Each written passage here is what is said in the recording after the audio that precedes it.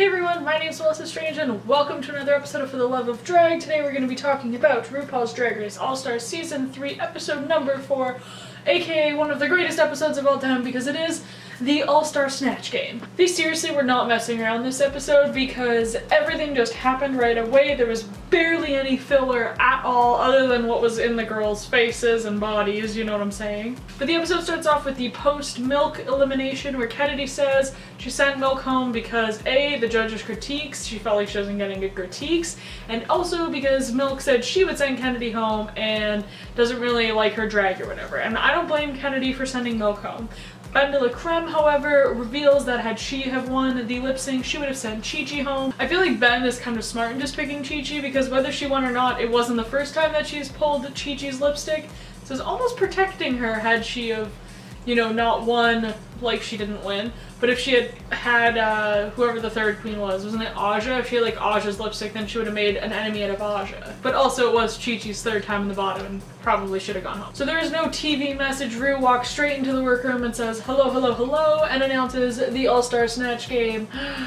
Yes. When Trixie Mattel said she's doing RuPaul, I was so excited. Okay, first of all, we'll get to it later, but I like Trixie doing RuPaul. I've seen her do it before online. It's amazing. It's actually really good. When Ben says she's doing Paul Lynde from Hollywood Squares, I know who that is. I'm obsessed with old game shows. It's disgusting. I can literally watch them 24/7. It's a problem. I actually don't watch them because I will become addicted to them and I need to like watch and just... Family Feud is my shit, okay? I could literally destroy anyone and everyone at Family Feud. Probably because I've watched like every single episode ever. But anyways, other game shows I love, so I know who Paul Lynde is, but I was a little concerned because usually doing a man on Snatch Game doesn't do the greatest, but Ben did really well during season 6 Snatch Game, so I'm really excited to see what Ben does. So Ru does a walkthrough with Marc Jacobs, and the only thing I was thinking was if Milk was there, I wonder what Milk would have done. If Milk would have acted like her best friend just walked in the room because she's worked for Marc Jacobs, or what? Shangela during the workthrough was doing a Miss Cleo Irish accent instead of a Jamaican accent, and then decided to switch to become Jennifer Lewis, who she like lives with and works for and whatnot. And I think that was a smart decision, but I think the queen should do Miss Cleo because that's actually really funny. Trixie apologizes to Shangela about the note and wants to clear the air, and I think that it was sincere. I think that Shangela forgave her. Water under the bridge. Now let's talk Snatch Game because I literally cannot wait to.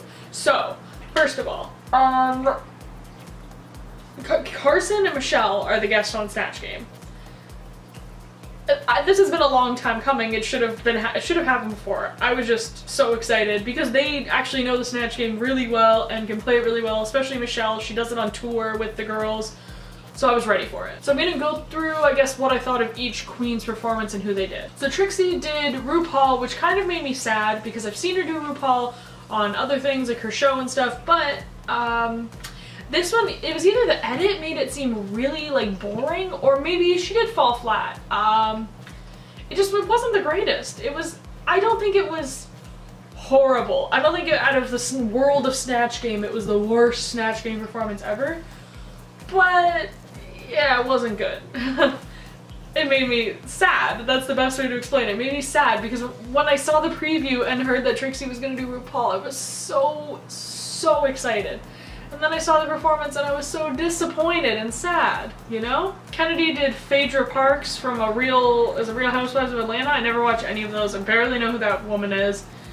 I thought it was okay, but I also didn't really know who that was. Ben's Paul Lynde was bloody brilliant. Are we surprised? Ben is literally annihilating RuPaul's Drag Race. Annihilating it. Chi-Chi did Maya Angelou, spelt Maya wrong, was not very funny, kind of dumb, kind of reminiscent of the one wordiness of her performance the previous episode in The Bachelor, and I was kind of figuring she would definitely end up in the bottom. Shangela's Jennifer Lewis was back to the diva drama action like when she was doing her Mariah Carey in episode 2 and the Divas tribute to RuPaul episode.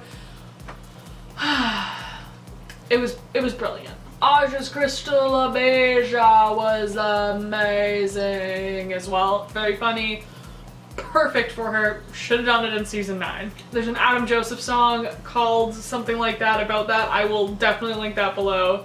It's a great song. BB's Grace Jones was pretty good for BB doing a character. That's kind of how it felt to me, if that makes sense. And then they had Kristen Chenoweth as the 8th, was it the 8th person? I guess. Yeah, as the 8th queen.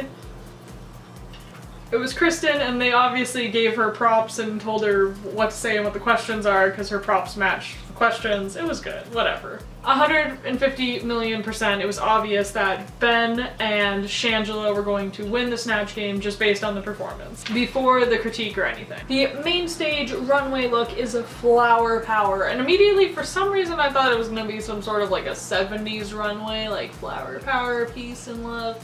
But instead, it was like they actually were wearing flowers, which was so much better than what my mind went to at first. Living for it. Oh my gosh. They were like a garden on stage. When they were all standing there, I was like, it's literally like a garden. My favorite look would have been Trixie's.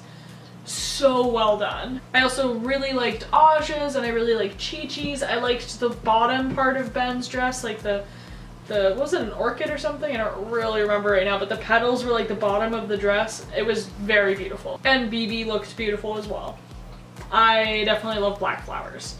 Kennedy's was probably the only one I didn't love. It kind of reminded me of the dollar store for some odd reason. Maybe that's where the flowers are from? I don't know. It was weird. I've also noticed that Kennedy has been just gluing everything to her face. It's like she's blocking parts of her face every runway, I'm pretty sure. It's kind of weird. Like, yeah, the queens usually use like beard blockers or eyebrow glue, but she just glues everything to her face. So I'm not going to go through all the judges' critiques, but I do want to point out that in a previous episode, Milk's reasoning for wanting to stay is that the judges really wanted her there and that everyone wants her there and blah blah blah. But this episode, Michelle straight up tells Trixie, we want you here, bring back Trixie, we want Trixie, what's going on? Trixie, where are you? That is the judges wanting you. Trixie definitely effed up. It wasn't as good as it could have been. Trixie's entire performance this whole season isn't as good as it could have been, or I think she was just under so much stress because she knows that she was a fan favorite going in. Same like how Alaska was under a huge amount of stress in All-Star Season 2, but Alaska, you know, she handled it as well as she could until she had that big tantrum. Trixie just hasn't been doing the best. She's just been safe, and now this week in the bottom. So like I said, top 2, very obvious, Ben and Shangela. Bottom 3 is Chi-Chi, Kennedy, and Trixie. So the queens go backstage to deliberate and see what they're going to do, and I mean, it's the 4th time Chi-Chi's been in the bottom, and the 4th competition that Ben de la Creme has won. So, in my opinion, Chi-Chi should go. 4th time in the bottom, that warrants going. And I think Chi-Chi realizes that, and she pretty much says to them, like, look, it's fair. If I stay, I stay. If I go, I go. Either way, no hard feelings. I know I've been messing up this entire competition. Chi-Chi has looked amazing, but her performance hasn't matched everybody else's. So it's like, it's her time to go. But Shangela, on the other hand, is looking at it from more of a strategic gameplay and is like, I know Chi-Chi's not going to send me home.